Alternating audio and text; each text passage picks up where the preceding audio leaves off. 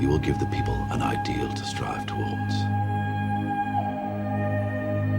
They will race behind you. They will stumble.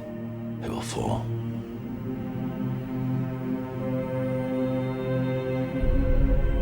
But in time, they will join you in the sun. In time, you will help them accomplish wonders.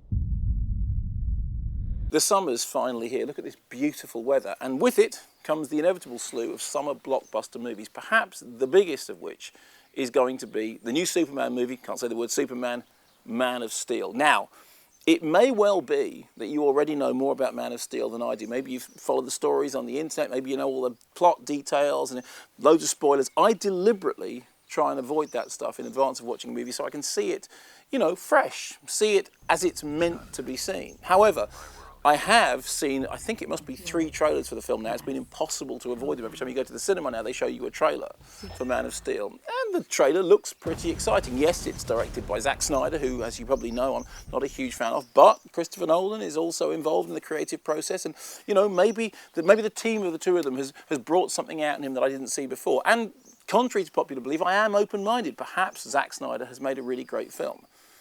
However, in order to make a really great Superman film, he would have had to do one really important thing, and that is to address the limitations of Superman. See, here, this is the Superman anthology that I had as a kid. Superman from the 30s to the 70s. There was a Batman one that went with this as well. And it's basically a kind of roundup of the comic strips, starting from the very, very early stages right through to the then very ultra-modern 70s. And even as a child reading this, I was aware of an issue with Superman. See, at the beginning, Superman's powers are limited. Specifically, Superman can't fly. He can leap tall buildings at a single bound, but he can't fly. The reason is, origin story, he comes from Krypton. Big planet, heavy gravitational field. In order not to be crushed by that gravity, the people from Krypton have to be built stronger.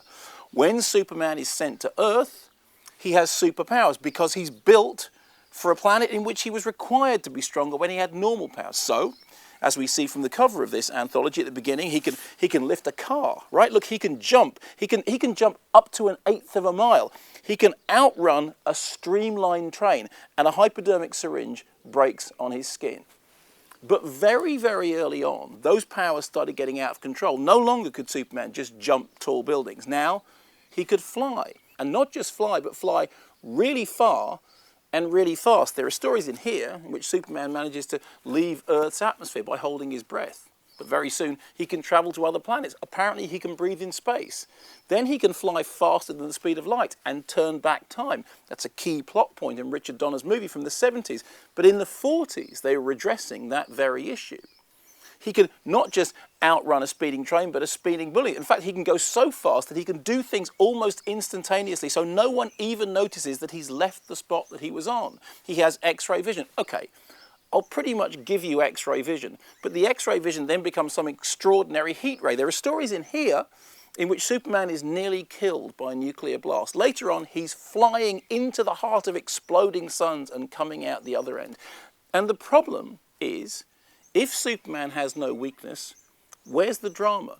The interesting thing about the history of Superman is that throughout the comics and indeed the radio serials and the television programs and the films, all the way through, they have attempted to introduce elements that give Superman a weakness, whether it's kryptonite taking away his superpowers or the love of a woman who can be hurt.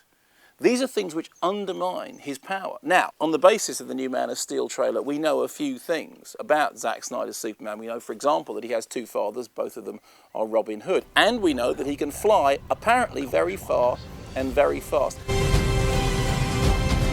I don't know whether the movie's going to be any good. I really want it to be because I like the idea of a great Superman movie. The question is, will Zack Snyder be strong enough to make Superman weak? Because that's the key to him being interesting. I won't betray them. You already have.